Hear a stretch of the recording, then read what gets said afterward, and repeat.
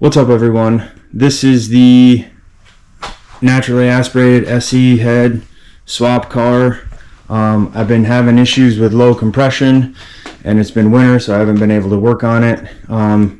Pushed my Mustang out of the garage, pushed it in. Then I'm going to pull the engine apart, re-ring it, rehome the cylinders. I have a new head, well, used head that's been machined.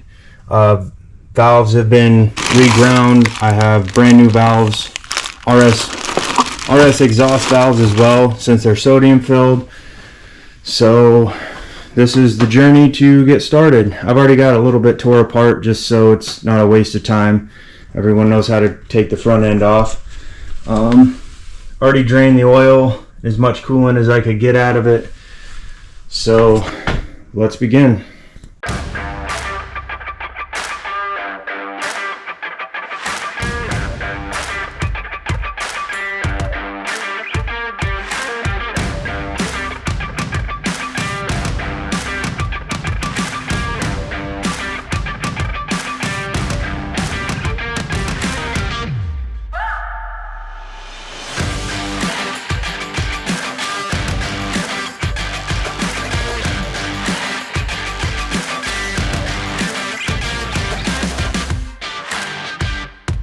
So I'm going to pop this off for a second.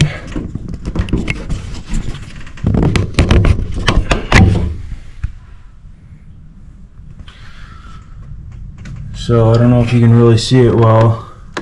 This is the original lobe that Rob designed and I had made. 4140 annealed, and it didn't last very well, but we got a different material that we're making them out of. So hopefully that goes a lot better on this new one. They're also being nitride coated, so that makes a little slicker surface for them to ride against that. So I'm hoping, not that this should have gone through the engine, but I'm hoping that all this fuzzy stuff was mainly from that. So we will see. I have to change the battery, so we'll be back.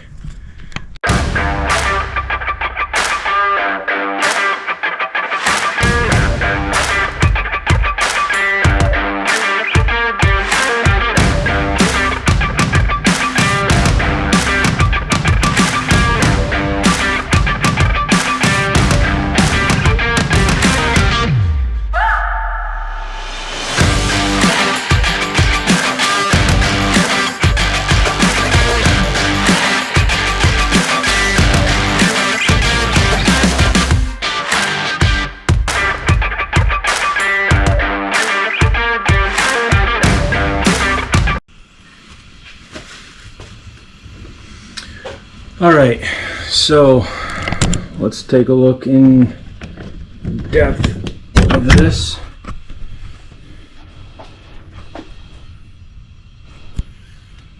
So let me get a flashlight.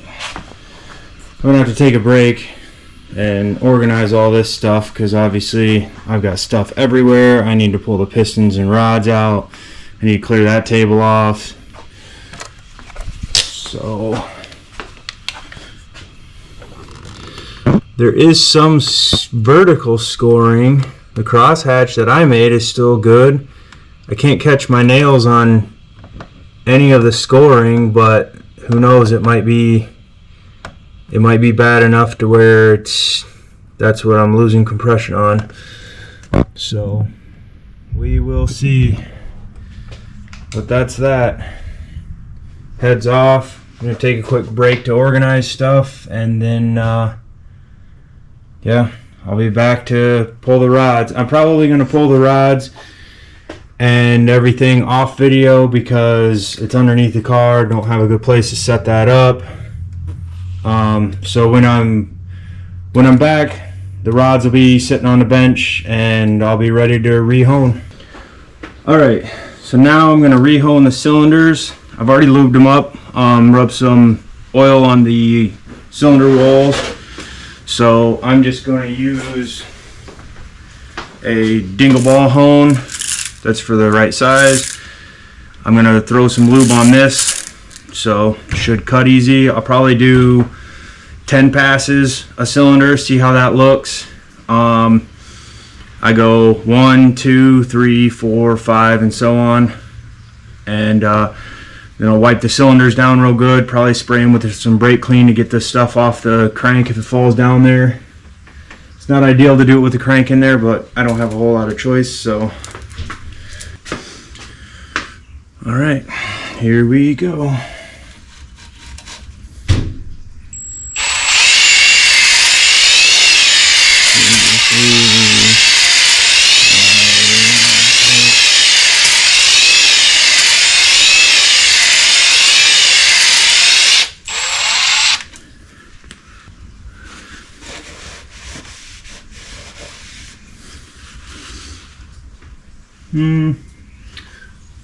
I think I'll go with a little more. There's still some of those vertical lines just barely in there, so I'll probably go to 20.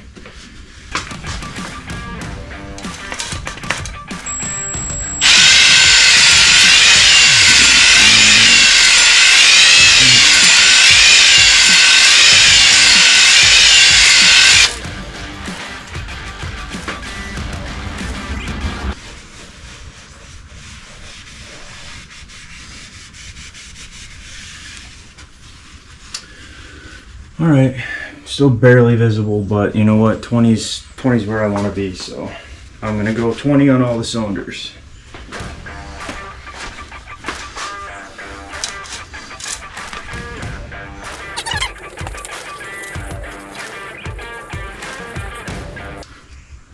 Cylinders aren't perfect, but I'm not going to keep opening them up with the hone, so I'm just going to call it a day at what it is.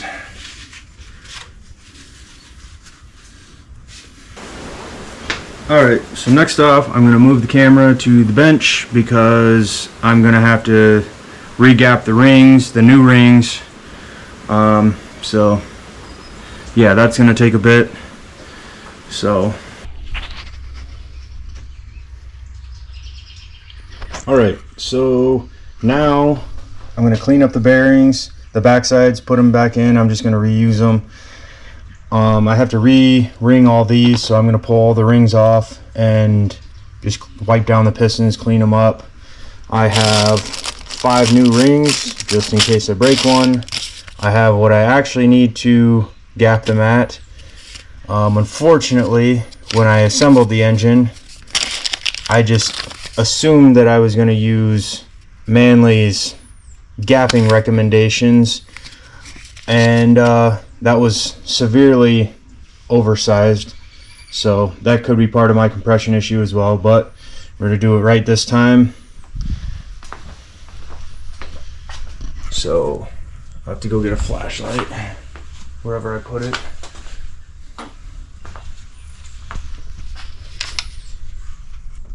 So there's still tiny bit of vertical marks, but I'm not too worried about it. The cross hatching looks decent, so I'm just going to send it as is, and we'll re-ring it and go from there.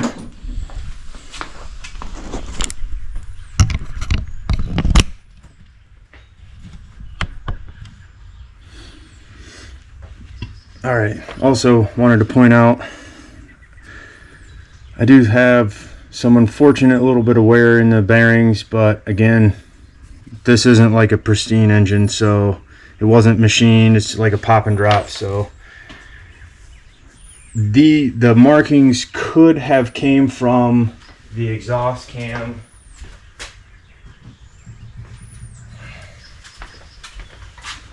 Since that was worn out, it's like flaking. Definitely got some wear. So unfortunately some metal might have gone through bits of metal, and that might be where some of my wear is coming from. But live and learn. Even if this engine lasts me, you know, this summer and the next, and then I gotta look at redoing it, then that so be it. But I took all these out. You know, I put one bolt in what I would consider the front of the engine, so the front of the vehicle. You know, I have them what cylinder they came out of, so just trying to keep it even. So, all right, I'm gonna go one at a time cleaning these up.